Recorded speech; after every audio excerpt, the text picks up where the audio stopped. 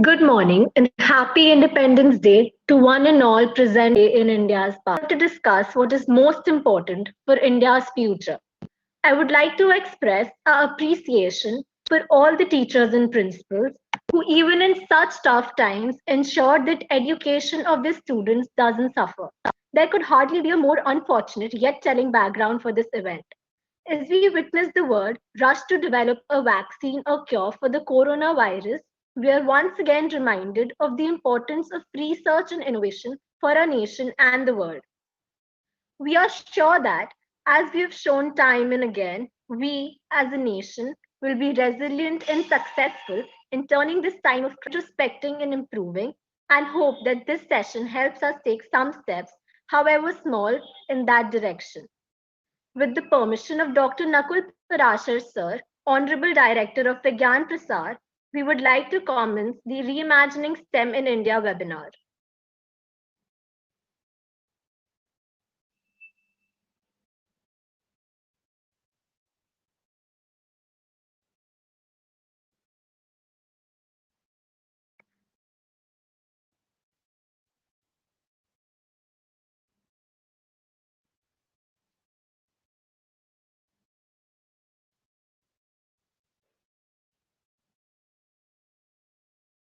I think there's some problem with the mic.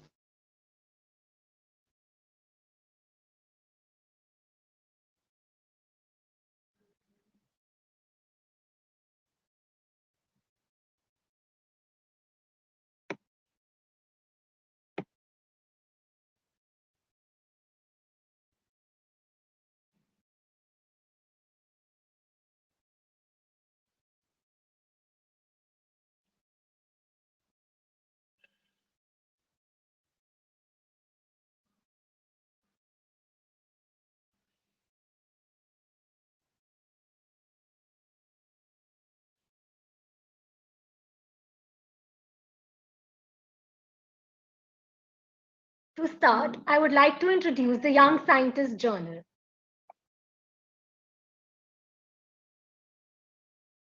The Young Scientist Journal is an international youth-led, peer-reviewed STEM journal for researchers aged between 12 to 20. It endeavors to promote STEM across the world, mode of choice for young researchers for getting their work published. The print issues of the journal twice a year with original research, review articles, reports, and interviews. Annual conferences in Cambridge and Oxford featuring high-profile academics with delegates from all over Europe. It's a non-profit organization registered in England with teams from all around the world. STEM is becoming increasingly popular, although the number of Indian engineering and medical students have shown a steady annual increase. Science, technology, engineering, and mathematics as an integrated set of fields are yet to be discovered to their full potential in Indian institutions. To elaborate on this topic, I would like to welcome Meghna Sriram to present the first part of the introductory session, an introduction to STEM.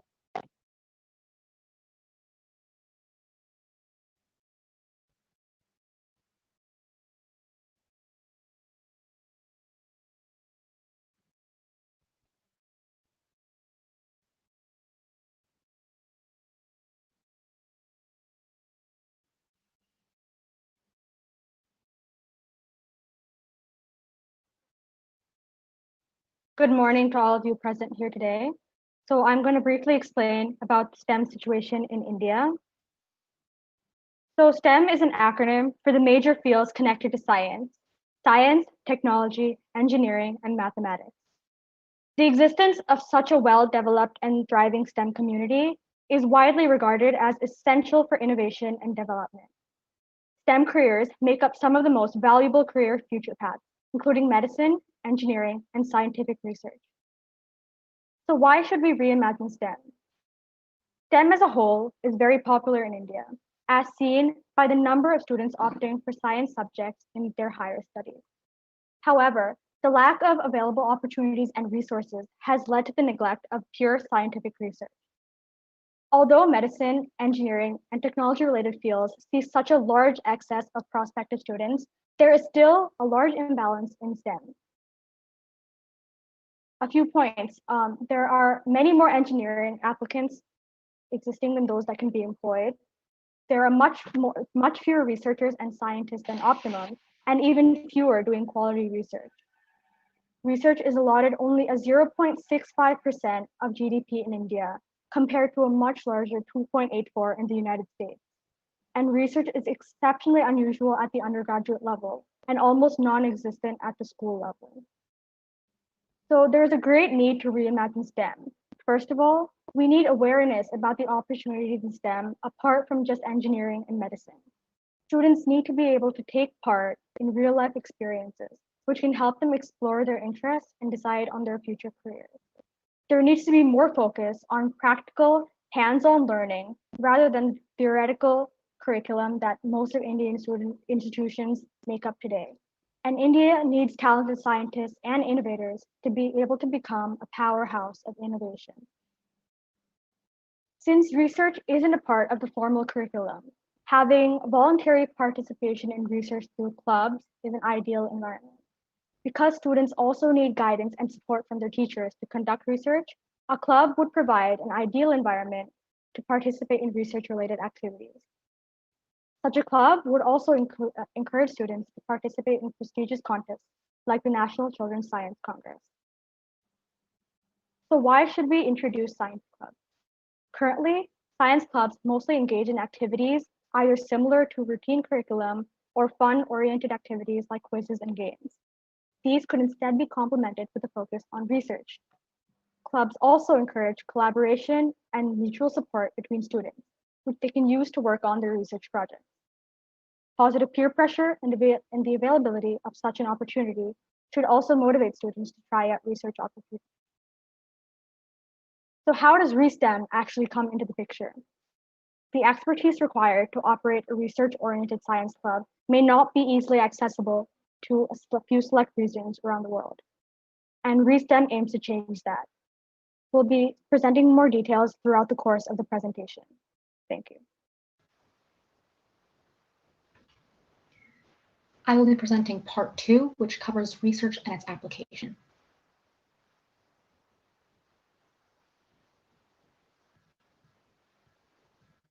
To begin, what is research?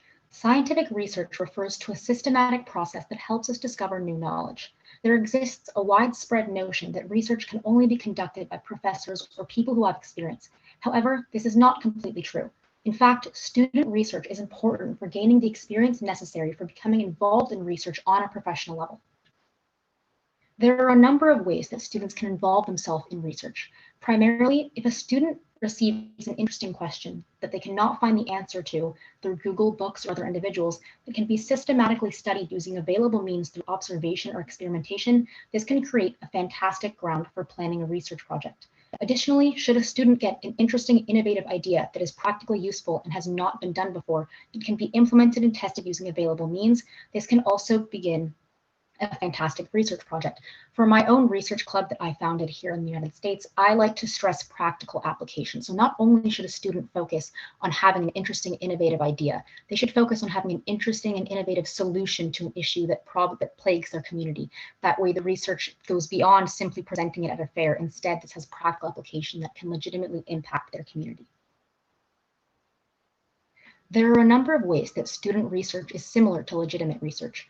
Both contribute to the expansion of knowledge. Coronavirus, cancer, and environmental degradation are some of the key challenges that students are playing an increasingly pivotal role in solving with their ideas. In other words, student research is key for expanding our knowledge on the world's pressing issues. Additionally, both require due procedure and scientific method to be followed.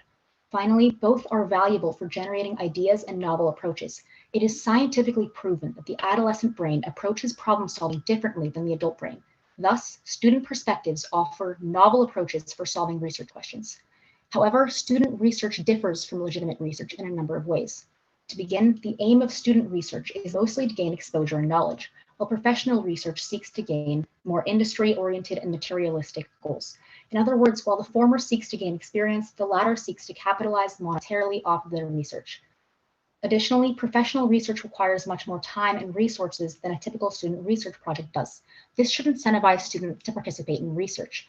Student research is much more accessible due to the decreased need for time and resources. Finally, professional researchers must choose a project within their domain of expertise. Student researchers can choose a topic of their interest and learn the required concepts more easily. While my research tends to focus on chemical engineering, I was able to conduct a project based on data analysis and molecular biology this past year. I would not have been afforded this privilege had I been a professional researcher. Students should involve themselves in research for a number of reasons. It encourages innovative ideas that solve the problems that our world faces. It enables individuals to learn science hands-on, which then encourages individuals to pursue a career in research or science later on in their lives. It motivates individuals to ask questions and try to think of ways to answer them. It also inculcates analytical and problem-solving skills. Now, the last two skills can be applied in a variety of other settings. This is key. In other words, should a student choose not to pursue a career in STEM after conducting research, that student can still apply the skills that he or she learned in a variety of different situations. What is a science fair? A science fair is a research-based competition that allows students to showcase their work. It is an exhibition-based competition in which students present a research project in front of visitors and judges. It creates an opportunity for students to apply the scientific method to conduct independent research and gain recognition. Science fairs are relatively popular in the United States. They date back to 1942 and gained traction in the early 1950s. I myself have taken part in 7 competitive science fairs in my academic career. The goal of these fairs is to encourage students to answer a scientific question based on a hypothesis and to inculcate research and problem-solving skills. Pictured here is a student presenting his science fair project. The International Science and Engineering Fair is debatably the most prestigious student research contest in the world. It is an annual international science fair in the United States held around May by the Society for Science and the Public. Now, participating in this fair is a feat in and of itself. It often requires qualification through winning both a regional and state level fair. Roughly 1,800 students from around 70 countries and territories compete yearly. Prizes include scholarships, internships, scientific field trips, and the grand prizes include one $75,000 prize and two $50,000 college scholarships. The total prizes amount to more than $4 million each year.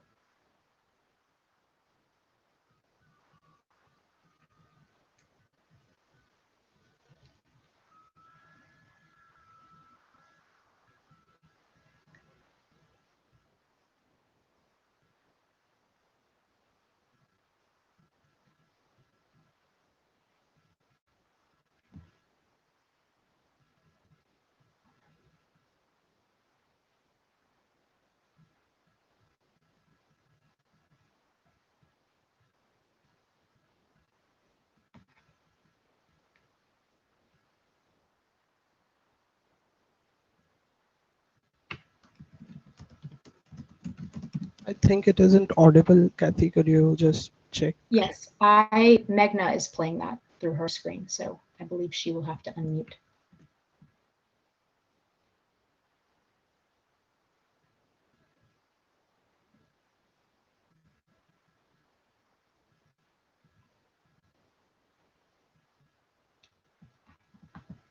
It isn't audible yet. Could you check your settings once?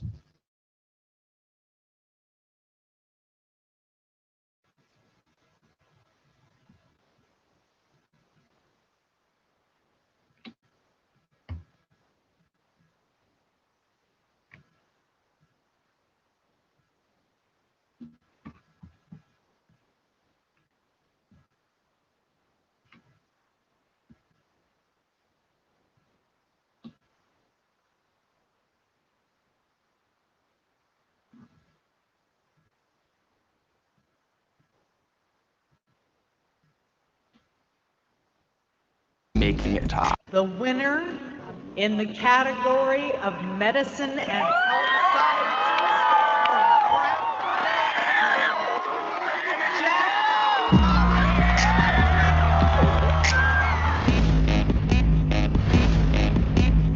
Making it ties. That's like the big thing. You kind of had that status of being in like the group.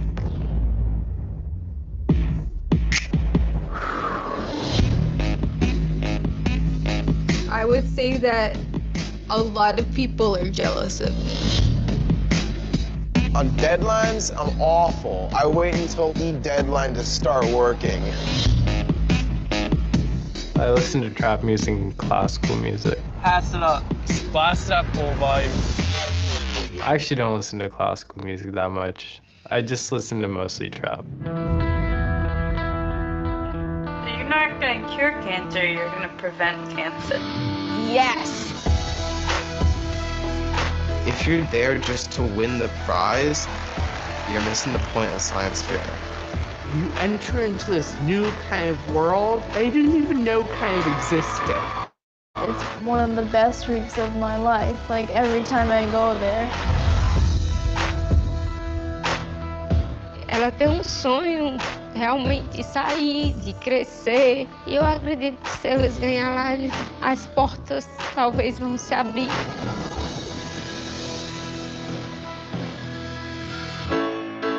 I'm gonna be so proud when one of my kids win a Nobel Prize, because they will. It's so simple. Finalists from 78 countries, regions, and territories around the world. You can think of it as the Olympics of science fair. Ladies and gentlemen, introducing the most impressive.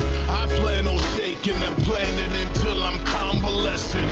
If I could just achieve and not just make believe that anybody else is gonna create what only I can. So simple as 1, 2, 3. Winning will change your life in ways that you don't even comprehend. Welcome to Los Angeles!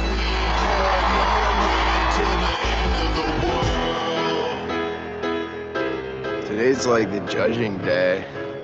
So we're gonna get judged for what, like 6 hours today? I don't know.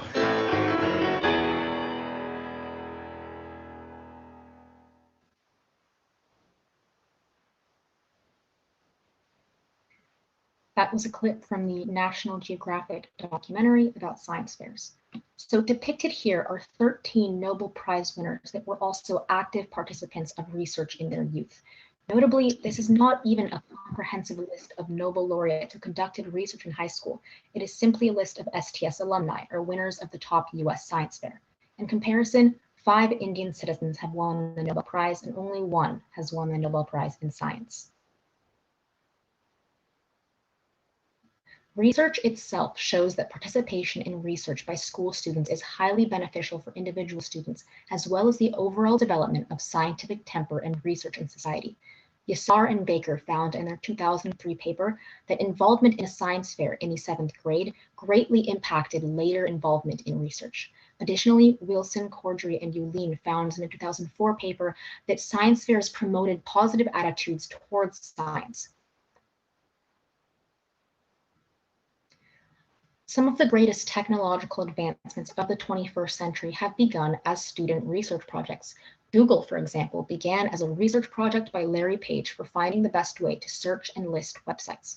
Over 4,000 science fair winning student researchers have had minor planets and asteroids named after them by MIT's Lincoln Laboratory.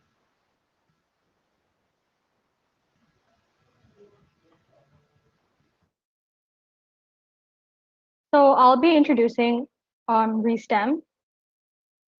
reSTEM is a research-oriented science club program initiated by the Young Scientist Journal. It brings together science clubs across the world with activities like skill-building workshops and guidance seminars.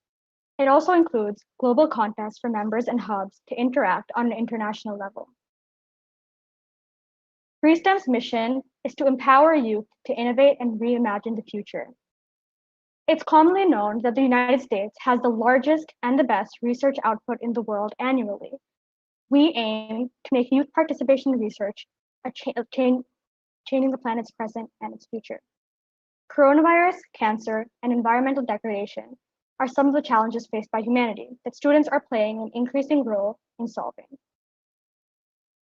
So In a reSTEM hub, students would get to explore and discover through our multiple workshops, from which they would learn to acquire skills that are required for continuing their research projects. We aim to bring about innovation and thinking outside the box that would eventually help them publish their research papers and gain recognition for the same. So reSTEM members would gain the skills such as acquiring data analysis, scientific writing, and presentation skills to conduct research and ace science fairs.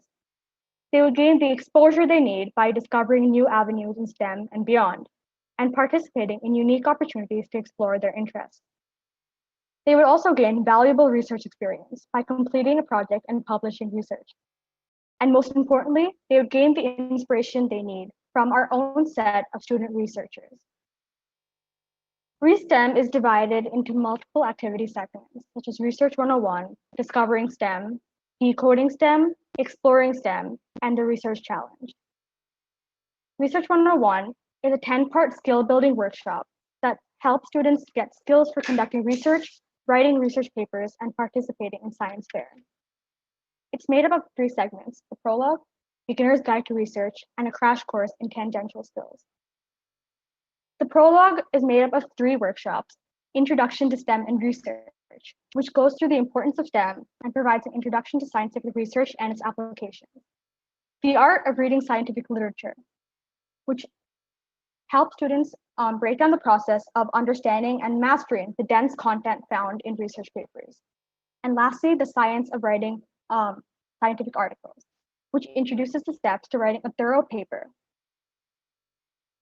The next set is the beginner's guide to research, which is made up of identifying a research project, designing a hypothesis and a project, AI and data science for research, and drawing conclusions.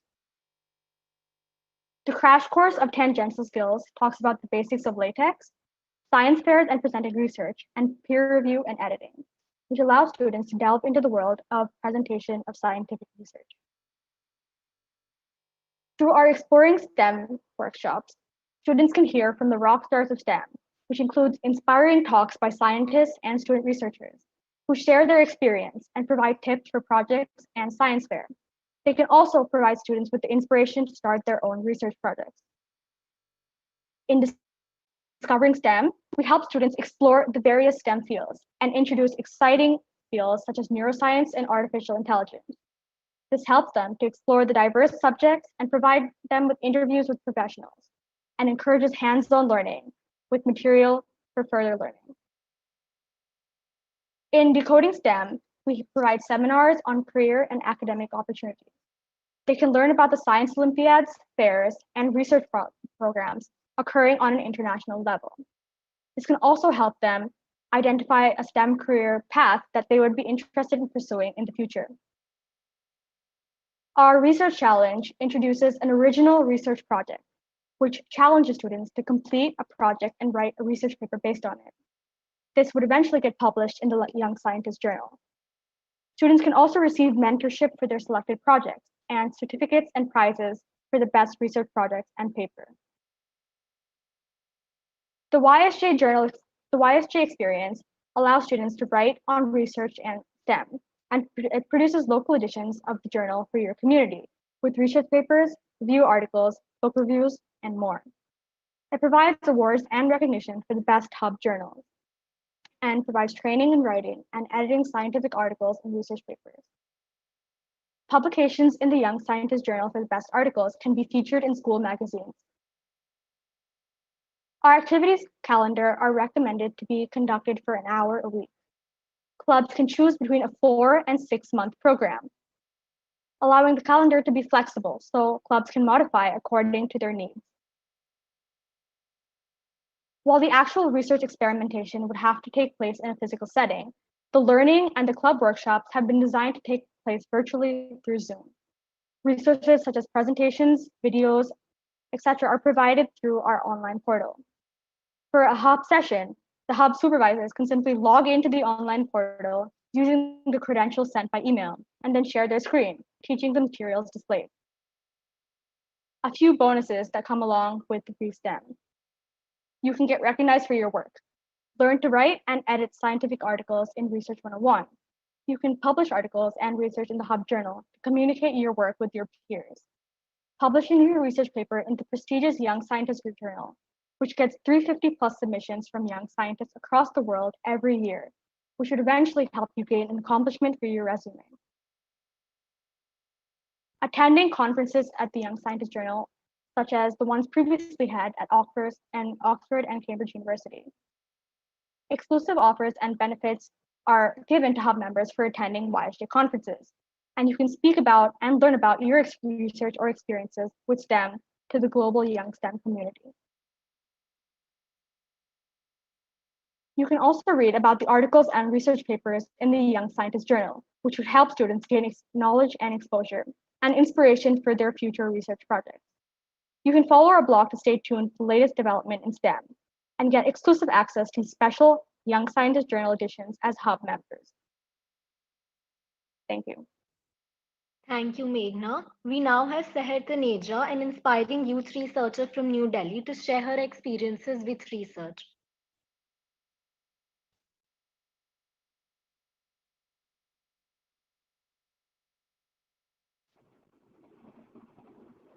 Class 11 Springdale School, Dholakwa, New Delhi. My journey of research started with an inter-school science experiment competition when I was in standard 7th. This is 4 years back.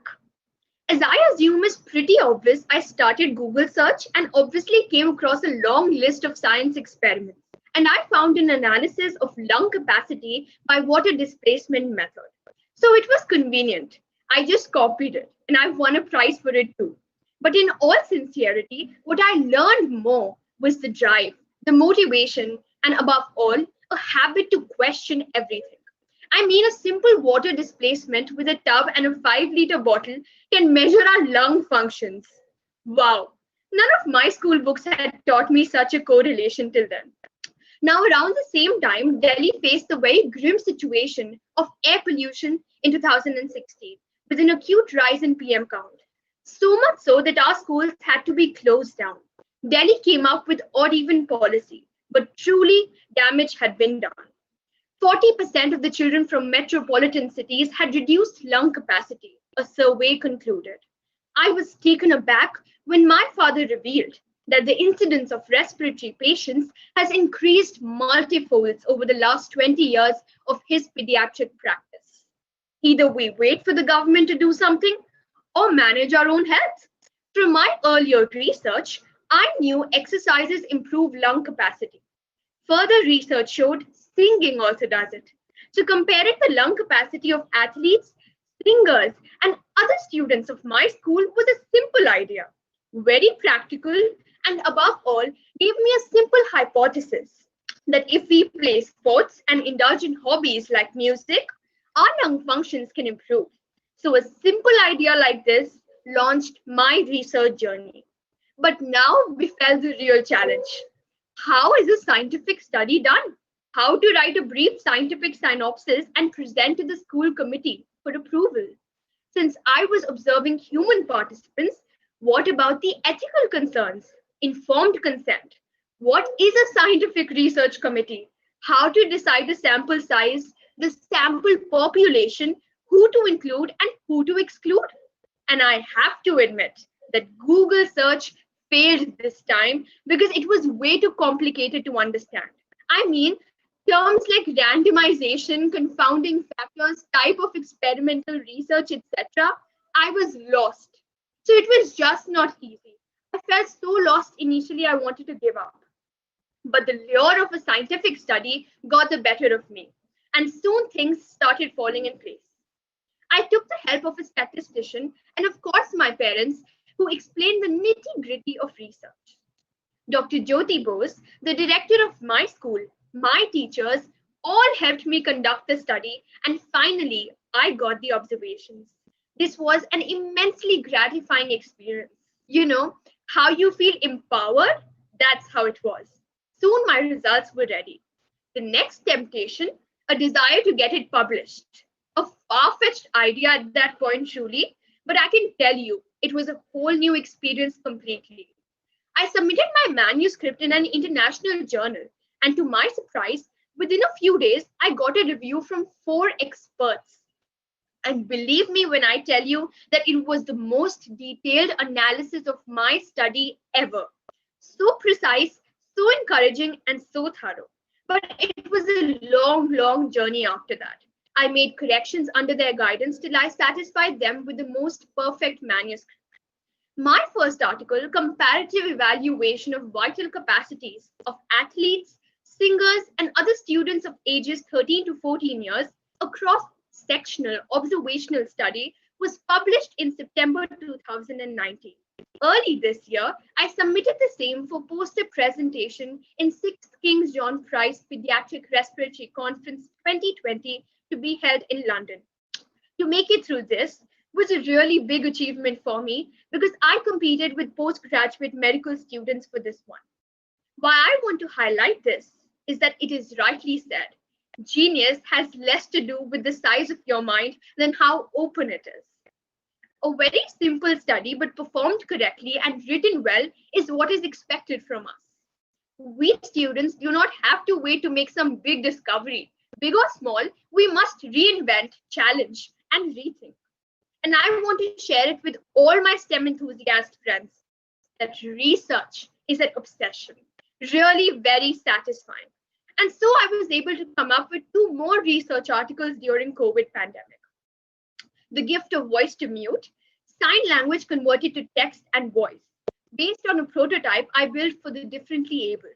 Now, I was the national winner of Ideate for India, a national challenge by National E-Governance Division for this prototype.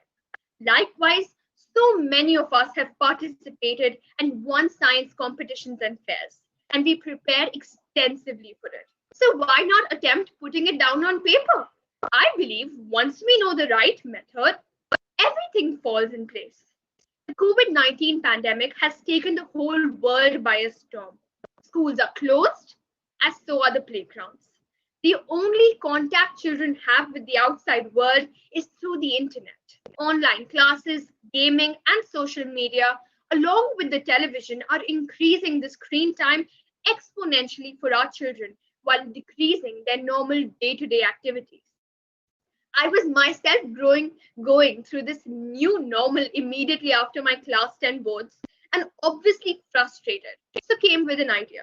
With the help of a structured questionnaire of 22 questions, very simple ones, using an online Google form, I conducted a study during this period to evaluate the psychological effect of the lockdown on urban adolescents, along with the factors that are helping them to cope. By this time, I knew better than the last time as to how to go about. So I needed a big sample size to draw results. Also, it had to be online because of the lockdown. Thirdly, different age groups had to be compared because of different age groups perceiving it differently. So I tried to be very systematic, and my previous experience definitely helped. The bottom line is, if there is no question, there is no research. So learn to ask questions. All I can say is my first experience of writing a research paper was a transformative step in developing how I think, argue, and write. While my efforts were rewarded, it was the process that is the most treasured and fulfilling.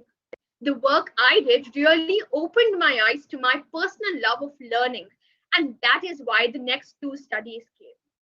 At this stage, I would like to point out that when I came across Young Scientist Journal, I was spellbound by this group of self-driven students, all working hard to bring about a revolution in STEM amongst school students. And how?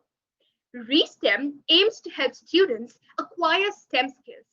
It helps to share and celebrate our work, which, believe me, is an equally important part of science communication.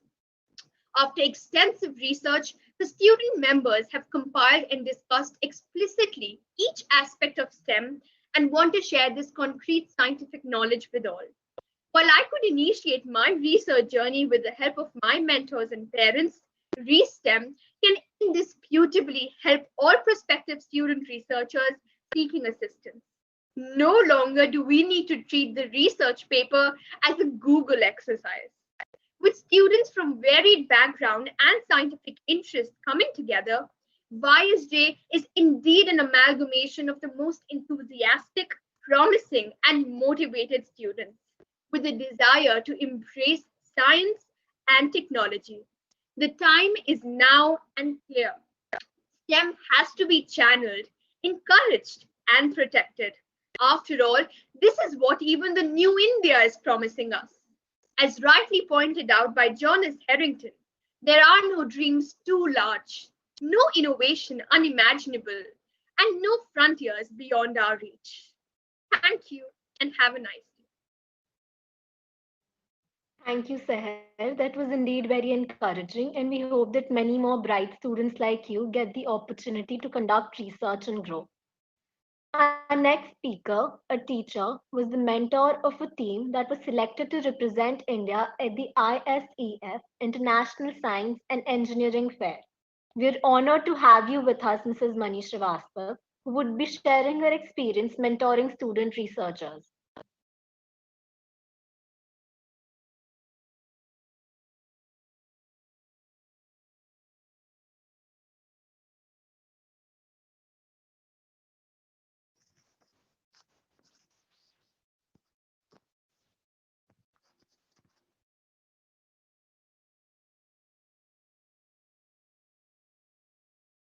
Good morning, everyone. I think I am audible. Yes, Ma'am, ma'am, you you're are. audible. Okay, thank you. Good morning, everyone. Wishing you all a very happy 74th Independence Day. An important goal in any mentoring is helping the mentee become independent. It's just like a caterpillar to grow as butterfly and fluttering in its own feather. For me, research or reimagining STEM in our own system is a radical revolution of creating a ethical scientific ideology with a pledge of science is to create, not destroy. All great discoveries have been made by men or women who delighted in their work. My students tried and achieved different tasks simply for the pleasure of it. Each child is with a unique capability and intelligence, and I celebrate my task of merging all their disparate knowledge and utilize it in a productive learning way. For me, research and development is an alluring journey of curiosity and creativity where I can live my passion. I love presenting and sharing my ideas of scientific innovation at different platforms, and I do participate in the exchange program with India, Canada, France, US, and Korea, and have been awarded for the same. But my greatest contribution and accomplishment in education are not my credential on my wall, not the honors or awards I have received, but my true reward as an educator and mentor is when I transform the same in my students. My true achievement is the success stories and accomplishment achieved by my students. All our children are inventors. They have vision in their eyes, passion in their hearts, and fire in their beliefs. I honor their intelligence and teach them not only the content, but how to engage their minds in different discoveries of science and research. Over the past decade, I have mentored thousands of students, and I quote that mentoring is not a one way process, it, it is a two-way street. It has the potential to change, indeed, to radically transform not just one life, but many. It's fun, it's an adventure, it's a roller coaster ride. We learn a lot about many things.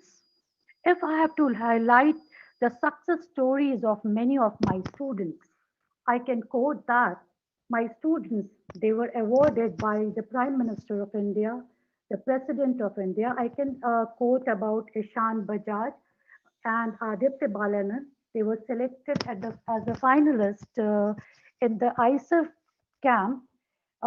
Due to this pandemic, they were not able to participate, but yes, They participated in their best potential in the virtual meet.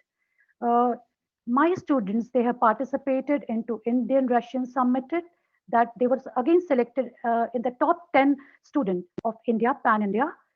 Students are having these potential, and I can say either in the not only the science research project, when they are doing their engineering, or when they're placed in different universities all over the world, they show the tremendous research capability when they are pursuing their engineering, medical, or they are going to different fields. They have innovated different things in their own fields. And I'm proud of that to say that all these students are mentored by us.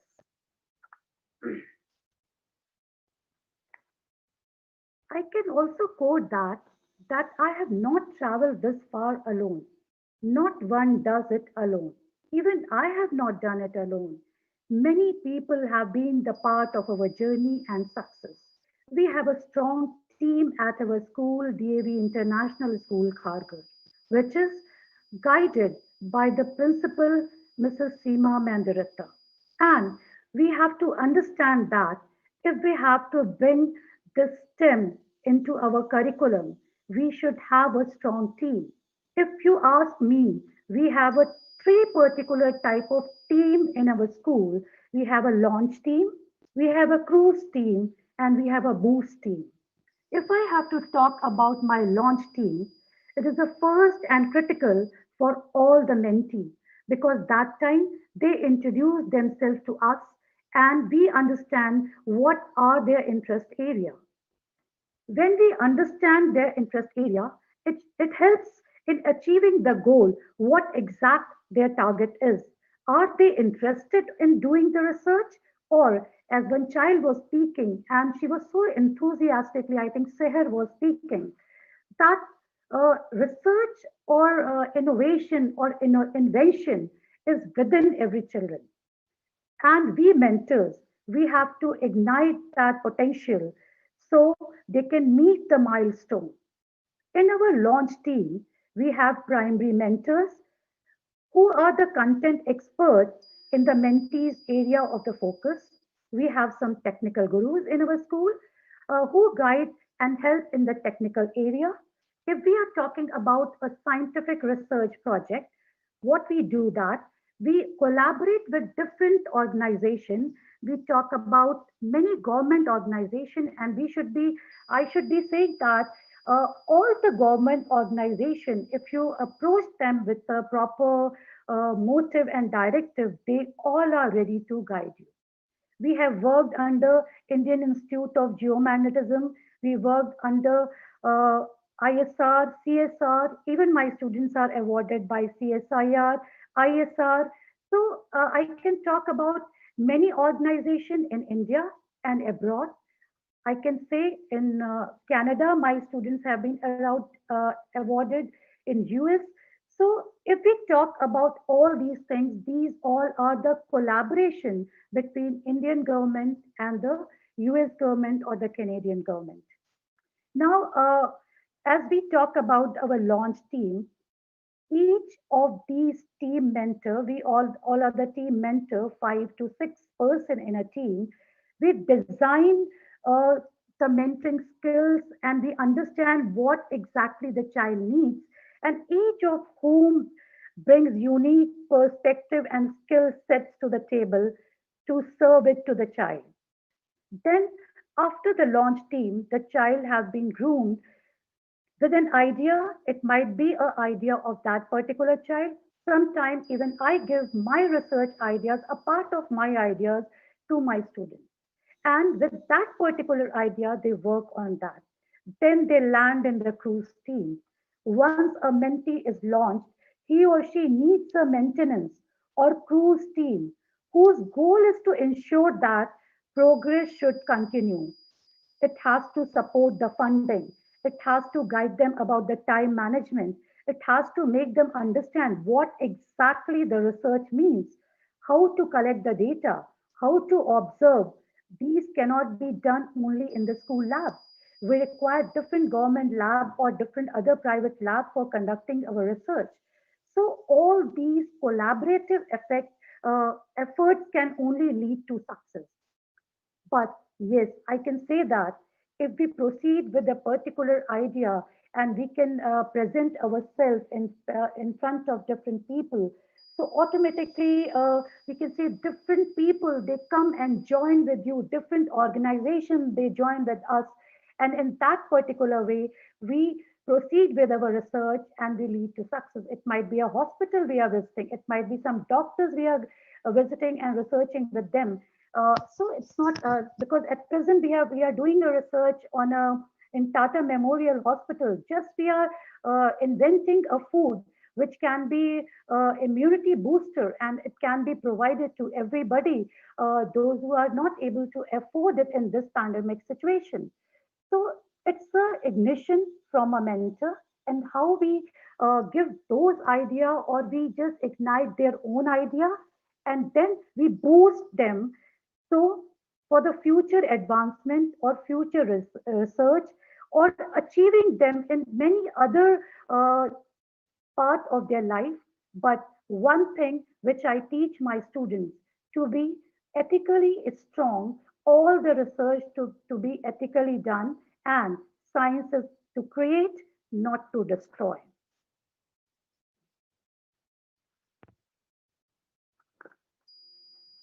If I have to speak about some important tips about mentorship, because scientifically, as you have already gone through the PPT and you know what steps to be taken and what are the things to be done when we have to do a mentorship. For me, the most important factors, there are two, three important factors which every mentor should have. For me, the very first important factor is put the relationship before the mentorship.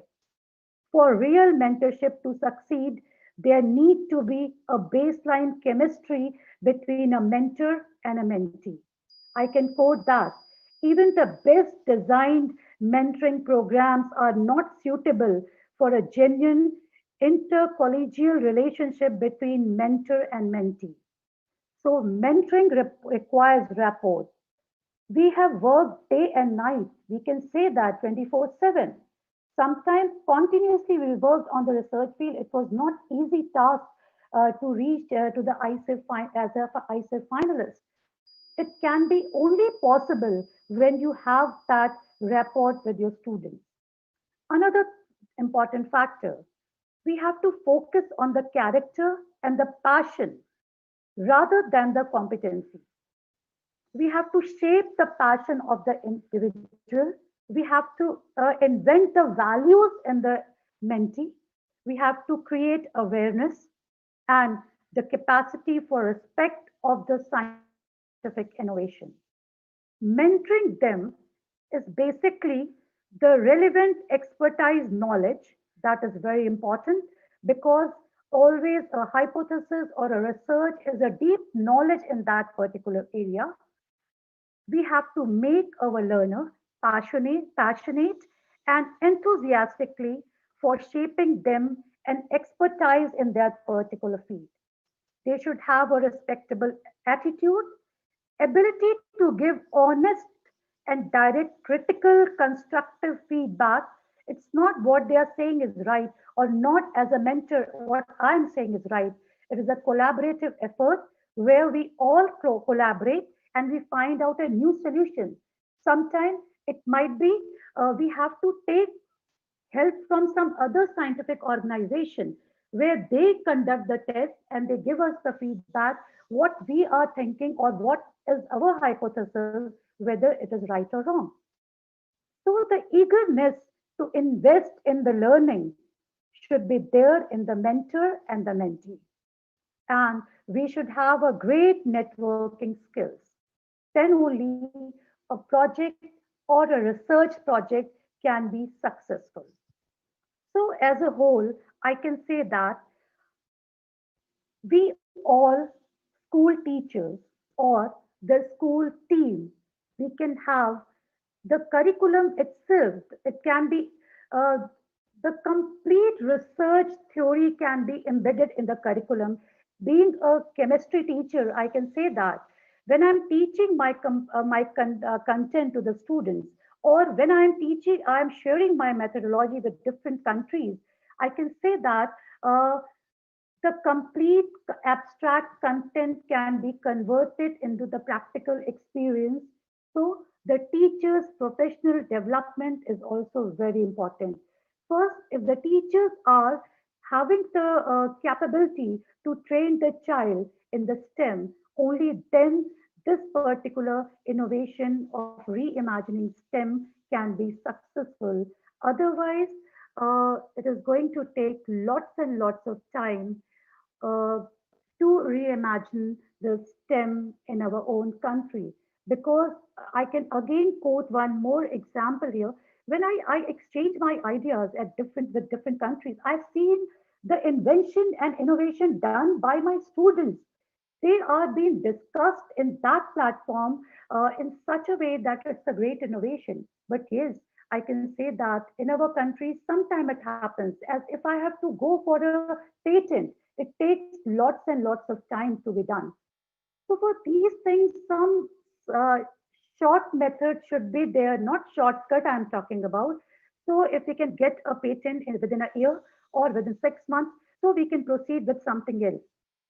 But as it takes lots and lots of time, so it becomes demotivating for others if I talk about different school systems. Because I'm an enthusiastic person in science research field, and I do different science research. So it might be I'm able to mentor, but the similar training to be given to all the school science and mathematics teacher, so they can proceed to the best.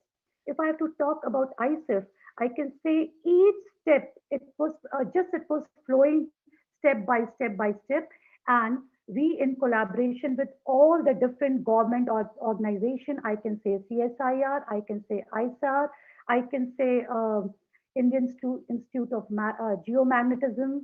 I can quote Nehru Science Center. All they all helped us.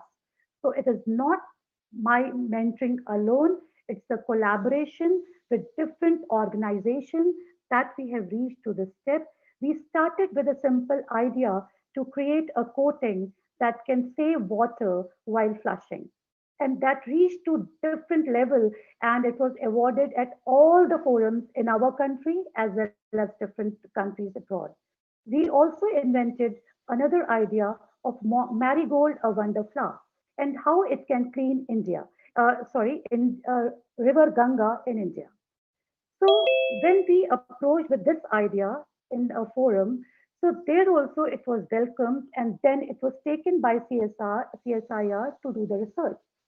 So we, as a teacher, I will ask the different institute and organization to collaborate with the different country system as well as our own government system, and we can produce different innovators and inventors in our own school. And I can say I have mentored so many students, and they have invented so many ideas. They are appreciated and honored at different platforms. Thank you very much. Thank you, Mrs. Srivastava. That was very insightful. I'm sure all the teachers who are watching will surely find this useful while mentoring their own students to conduct research. Thank you. With a doctorate in applied physics and master's in computer science and physics, he has successfully set up 3 startups and taken them to plausible profitability. He has worked in academia, government, and corporate sectors. He has been a university level researcher, teacher, and business development leader. Currently serving as the director of Vigyan Prasar, the Indian government science outreach institution. He has been exemplary carrying out responsibility of propagating science and technology communication, popularization, and extension across the nation and beyond the national boundaries. He's worked as an assistant editor to Vigyan Pragati and later as an associate editor of Computer City from India Today group of magazines. He has authored a number of award winning books in the science popularization domain and also more than 200 articles. His current research interests include machine learning and natural language processing with use cases like automated metadata extraction and content summarization. He continues to follow his passion by bringing new thoughts, processes, and workflows relevant to science and technology communication strategies. Sir, you're truly an inspiration to all of us. I'm delighted to welcome Dr. Nakul Parashar on behalf of the Young Scientist Journal to deliver the keynote address of today's session. Thank you. A very warm welcome to all of you, especially Mr. Arkam Patel. It was nice to hear you, Mr. Srivastava, and very enlightening and very encouraging to hear Seher, my dear friends, colleagues from Vigyan Prasar, reSTEM, the Young Scientist Journal, students, teachers, parents, ladies and gentlemen. Indeed, a very warm welcome to all of you, and I hope and pray that you and your loved ones are doing good. I wish that you are safe and happy. Additionally, it's important for me to wish all of you a very, very happy Independence Day.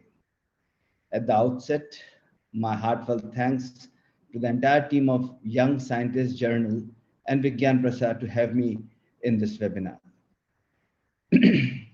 I was thrilled when I visited reSTEM's website this morning, and then later over this period of time when I heard different people talking about what it is, the passion behind it, the enthusiasm that spoke volumes about it. It's indeed an interesting topic, an interesting day. What a coincidence. Reimagining STEM, science, technology, engineering, and mathematics. I have been with the science communication, science popularization and extension for a long time, but I have been associated for almost 25 years with different research journals, publications around the world. I guess you name any research publisher in the world, whether it is Elsevier, Taylor Francis, Springer, Macmillan, whomsoever you want to talk about, I had a chance to work very closely with them. And over a period of time, I have seen a great deal of number of research papers being submitted from India. A country, of course, has a great potential with regards to research and development. But as rightly said, the statistics that were presented as compared to what the spending happens in our country is far more lesser and little than what happens in the United States. Of course, volumes speak of the geographical limits and other things that have happened, but that's all irrelevant if the passion that we all talk about is ignited at the right stage at the right point. We all talk about if we have to do something good and great in science, technology, engineering, mathematics, it's always important to catch them young, inspire them young, hold them at a point when they're about to get started. And what happens is this all begins with charity at home. There's a lot of stories that I'm sure I'll talk about, and especially towards the end of my short speech that I want to make today, I'll certainly share a personal story with you. But before that, I think it's important to understand that how important it is to ignite the young minds. As we all know, charity begins at home. It's time when, there's a curiosity, there's an element of curiosity in each and every student. As rightly said, we have some, as Seher rightly said, if we have something, if we have a question in our mind, right, every student is a scientist. Every person is a scientist. The quest for why, what, when, how are all, parameters that tell the level of scientist hidden in you. So the more you ignite it, the more you stretch it. And it's like a rubber, the more you stretch it, it expands. And that's what we need to do. So at the initial stage at home, if there are questions that our youngsters ask us, we should answer them. We should tell them. And now that we have internet at a service, we have so many things that are available, problems that you don't know. We all of us learn at every point in time. Just a small example. Every year in the month of March, there is a kind of a feeling that as if I'm going to go and sit in an exam. Still, at this level, at this age, right? I still have that, feeling every March, every April kind of a thing. Oh, yes, this is the time the exams have come. Whether it was when my child, my only daughter was studying, or when I'm still, go around and see teachers, parents under pressure around that period of time. So, which clearly means that there is no age, there's nothing that can hold you back from taking an examination to answer the queries that are hidden within you. So it's important when we grow, when we are born, it's the responsibility of our parents to inculcate that spirit, and not let that spirit be dampened, but let them be asked to do more. And that is how that curiosity brings in the hidden scientist within each of us. I'm so glad and so happy to see the work being done by the Young Scientist Journal. It's a great initiative, and it's a great path breaker, and would sincerely, ignite, will enthuse a lot of students to join this movement, to join this whole effort that is being made from students of 12 to 20 is what the website said. And I was so happy to see the kind of, the interests. ISEF, for that example, and what Mr. Srivastava just spoke about it, was so hair raising, so nice to know that there is not one but many of us who are aware of this. So it's important that such events be done and taken in a much bigger manner. Vigyan Prasar, for that matter, has for last 30 years of its existence has been spearheading all these kinds of events, trying to inculcate, trying to catch them young, inspire them young through schools, through non-schools, through government, through non-government organizations. I have my colleagues here in this webinar, and I must, highlight my colleagues, especially Dr. Arvind Ranade, who works very closely with me, a close friend of mine and a colleague at Vigyan Prasar. He has been handling what we call as the clubs. We spoke about science clubs. Vigyan Prasar has 2,991 registered clubs, science clubs, called the WIPNet clubs, all over the country. There are school clubs, there are non-school clubs. So what we do is with these school clubs, we run a number of activities, and STEM, for that matter, is just not hands-on, it's minds-on. It were times before 1995, before the advent of internet in the country, we had other means to inculcate that spirit of scientific temper, of the scientific innovation, and those innovators, that young innovators that we need to grow. There were different means to do that. Ever since internet stepped into our lives, things have changed, things have radically changed, and we have all benefited from it. WIPNet clubs are no exception. We now have connected with internet, with all these clubs, and continue to do a lot of activities. To know more about it, do visit our website, which is vigyanprasar.gov.in, and you'll find that there are a number of activities. There's a monthly newsletter called Curiosity that Dr. Arvind Ranade and his team bring out every month. Subscribe to it, it's free, and it will help you understand how we're trying to do this. I guess with this today's lecture that we are all talking about, reSTEM, YSJ, and Vigyan Prasar could come forward and take it to a much bigger horizon, much bigger platform, and we could paint a much bigger picture. It's important to, I know the first question when it comes, and I've spoken with a lot of parents, we've got exams, we've got a fixed curriculum that we need to follow, everything's there, but that's not the end of the road. The reason why our parents hold our children back from or teachers for that matter, right, are confined to the kind of curriculum that they are supposed to complete within a period, is all because we need to understand and popularize the avenues the the chances that we have. It's the amount of effort that the government of India puts in to inculcate is enormous. The only thing is, it's time for us to explore ourselves and do it proactively, because there are ways.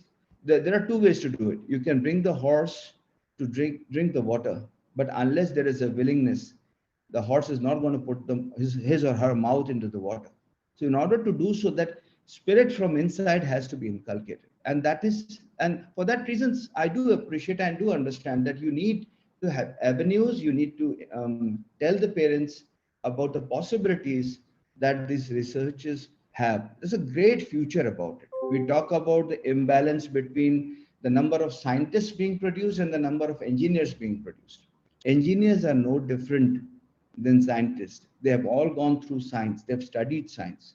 And there are number of technologists that we see today are embracing upon startups, are embracing upon newer areas, are creating newer areas of opportunities. I'll tell you a small one area which requires more than 25,000 science graduates to come up. As I said, I've worked for about 25 years with the research journal industry.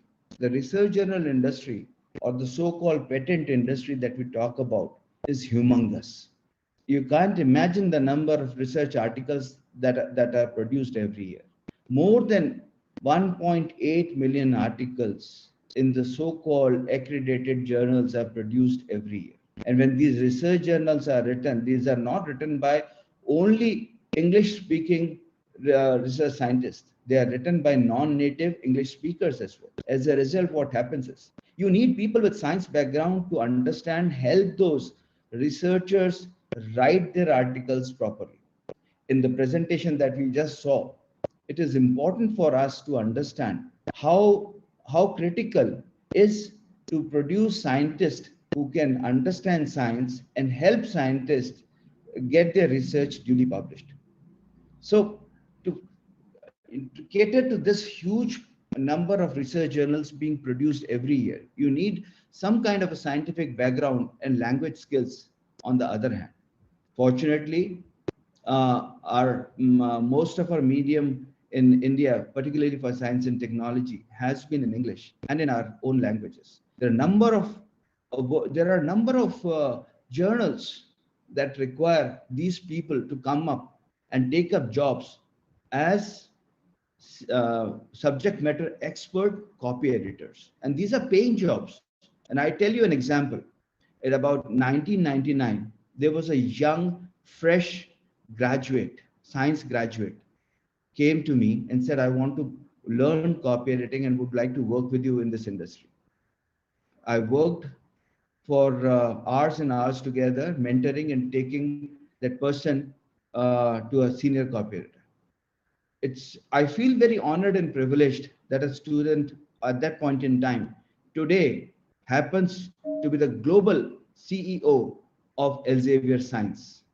It gives me immense. So these are the journey. The sky is wide open. It's us to go ahead and look for it. Over a period of time, science and technology has is ruling the world, and particularly in this period of time, in the COVID pandemic, never ever was such a interest towards science being observed. Every person, looks with great expectations towards the research. When I'm going to get a vaccine, what is going to happen there? How is AstraZeneca working? How is Serum Institute working? The questions, Gail. Scientists are working round the clock, and these open up avenues and create all that myths and all that thoughts that we have to consider science as a dry and drab subject. So it's critical for all of us as teachers, as parents, to mentor our young minds right at the beginning. Department of Science and Technology, Government of India has brought a number of such schemes. We have one scheme called Inspire Manak. We've got other scheme called Avsar. Go visit the website and you'll find numbers of such schemes which are very encouraging. and very supporting to inculcate that hidden spirit of scientists within you. So with this, it's very important, and as I said, it's important that unless I talk to you and tell you a personal story, the whole thing doesn't get. I mean, I don't feel that I'm trying to convince you, but my personal story, I'm sure, would give you some kind of an idea. It's got some humor in it as well. But before that, it's important also to look at another promising field that has come up in research.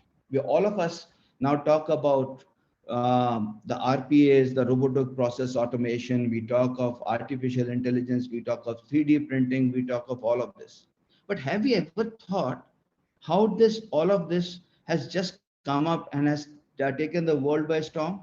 It is just nothing, but it's just systematized common sense being applied to machine. I remember a small example.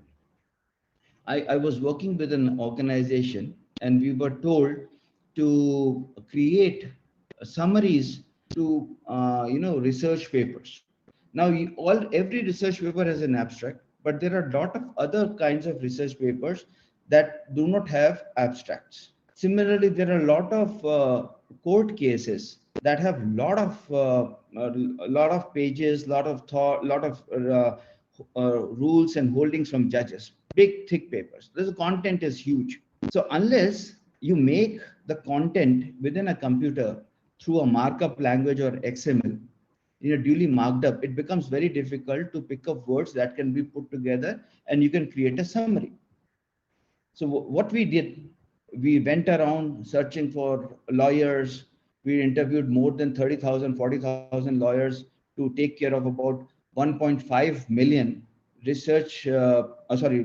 law cases to be summarized.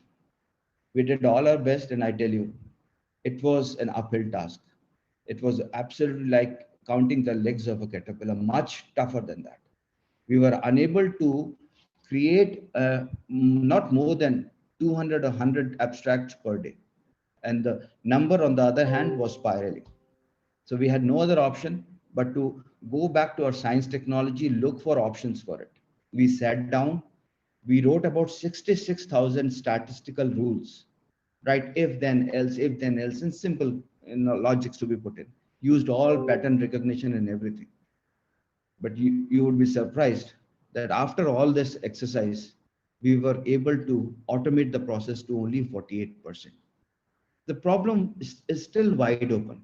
So this is just one example that requires, resources with science background, kind of a research, analytical thought process at a younger age to put in, right? I was so happy to see how Seher had used this time to utilize for the especially abled people and had done wonderful, research in that. So there are examples. I'm sure that we have got hundreds and hundreds of Sehers in our country, but it's time for us to invoke that spirit hidden within them. Vigyan Prasar, for that matter, as I said, has VIPNet clubs, has a lot of other things that we do. We have been creating do it yourself kits in different fields and we also have been organizing a number of such fairs. VIPNet Club, for that matter, has been doing this for a long time. I think I've taken a little longer, but a small story that I've been harping upon since inception. It so happened, I'll just see if I can pull it. Yeah.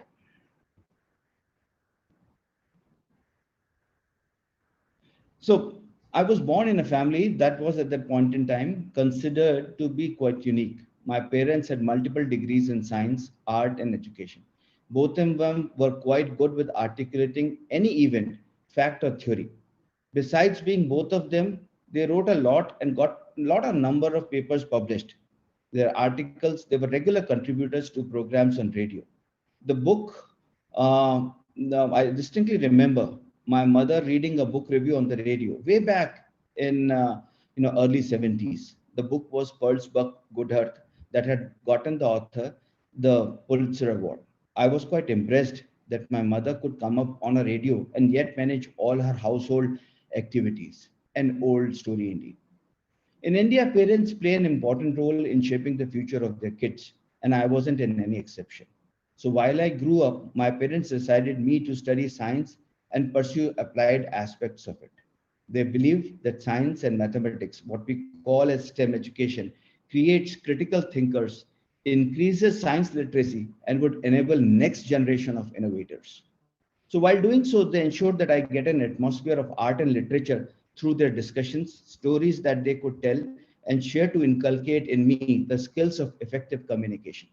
A lot of idioms, phrases, poems, and vivid expressions started to seep into my system very naturally.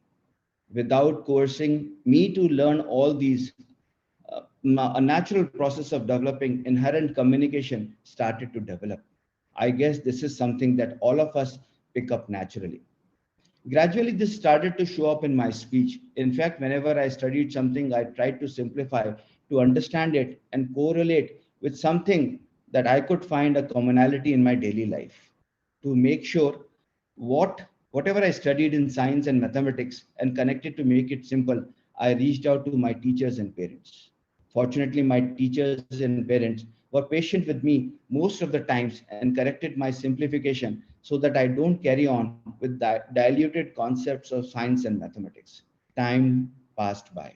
I grew up, and it was at a time when I was pursuing my PhD in applied physics. My father, who had by then taken up a project to produce a dozen of popular science books, right, had taken up a project of popular science books, and 10 of these books had been completed, 2 were remaining. Incidentally, he had an heart stroke and he was in the hospital bed. He called me and asked me if I could, contribute to those books. Trust me, when I looked at him, and being the only son in India, you're supposed to do what your father does. So I smiled and said, "Yes, I'll do it." But I didn't realize that there was, on the contrary, a very sarcastic, nefarious kind of smile on his face. I wrote 2 books, put all my head and heart into it, and got them published. And I forgot. And I thought the only career for me, having studied science and technology, would be to find a job as a lecturer in a university and college. I was lucky enough to find a job at the Delhi College of Engineering at that point in time and started teaching physics and computer sciences to part-time students at that institute. Time passed by. About 6 months later, after the books got published, these 2 books got awarded at the national level. To my surprise, this was a great turning in my life. And I thought there is something that I should pursue with this. And then this is how I jumped into science communication and started writing articles. My articles started getting published. Once there were a few rejections in the beginning, but later I realized if I were to communicate, to make science easily understandable to the common masses. And that is how I started to communicate whatever that I had learned inherently during all these years.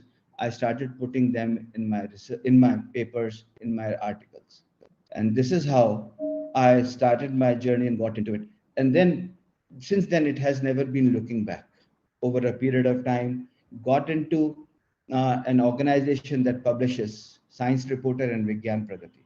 Worked with them for a while, moved to India today, and then moved into the science research journals publications, copy editing and processing, which is a huge industry in our country.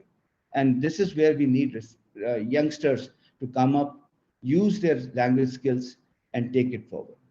There's a lot that we can think and talk about it. I guess I've taken a lot of your time, and I really want to thank all of you for having me on this session here. It's been a great time. Sorry for cutting it abruptly here, but I think it's time. So with this, thank you so much, and wishing all of you a very happy Independence Day. Keep researching and stay safe. Jai Hind.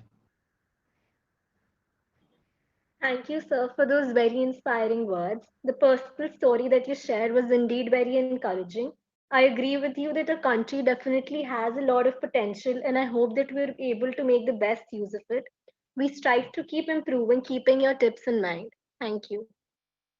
Now that we've concluded the speaking segments, we would like to invite questions through chat for the Q&A, if any, addressed to the speakers or the reSTEM team.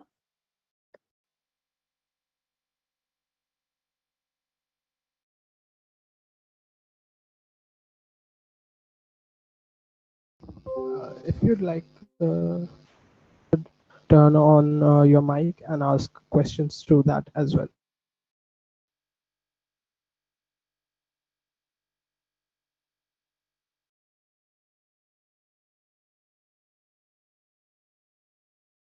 Okay, so there was a question through chat that will there be training offered to teachers for reSTEM?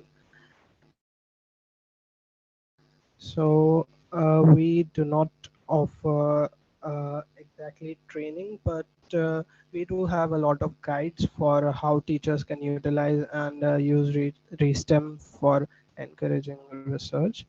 We will, however, look into this, and I think such a session could definitely be possible.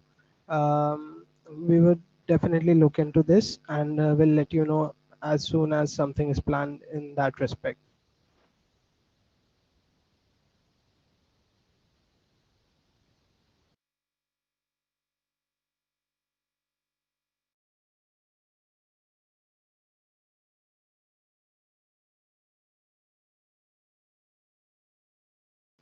Okay, one more question was how many countries are reSTEM is reSTEM present in?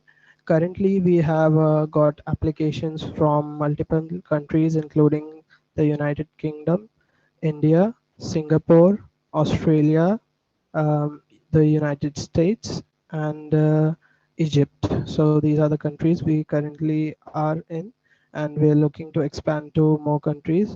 Though India is one of our main focuses, and we certainly look forward to working with Vigyan Prasar in India and expanding uh, research in India as well.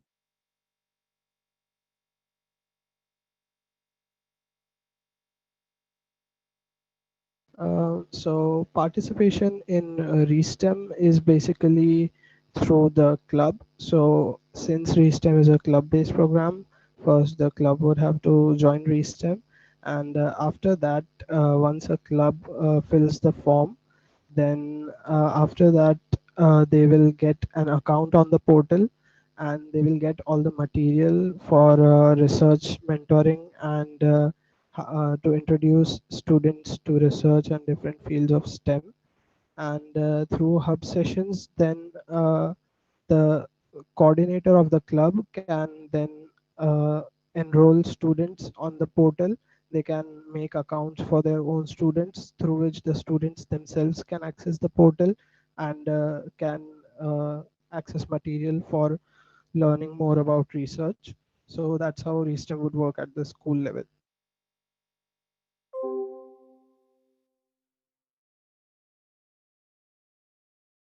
Okay, so to access reSTEM through clubs, I would send a link to all the registered participants again through email. So there is a page on our website where there is a form. Once the form is filled and the details are verified, we immediately give access to the portal. So I'll send that link on the chat as well.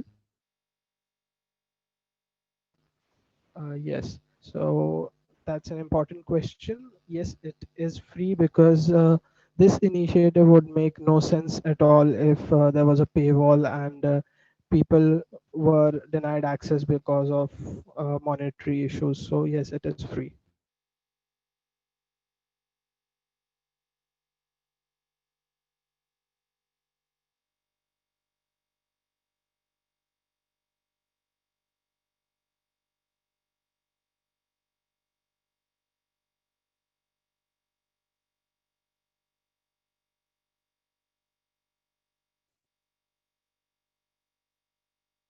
I have sent the link as well in the chat. So if you'd like to register a reSTEM hub, you can click on the link, fill the form, and wait till it's verified.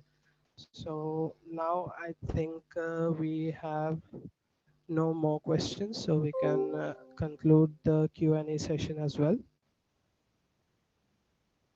Thank you everyone for your queries. If you have any more questions, you can reach out to us via email at restem@ysjjournal.com and we'd be glad to help you. Now, as we approach the conclusion of today's session, we would like to honor the nation with the rendition of the national anthem. Please stand up in your places for the national anthem.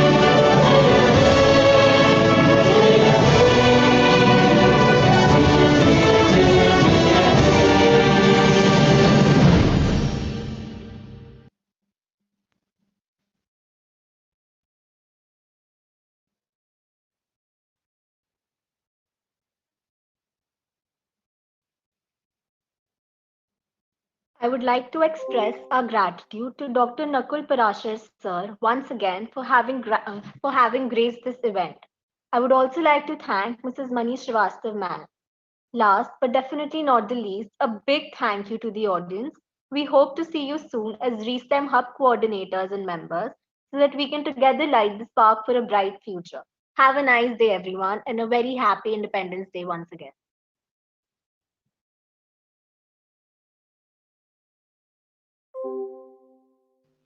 Thank you everyone for having joined. We'll be ending the meeting now. Thank you. Thank you. Thank you all.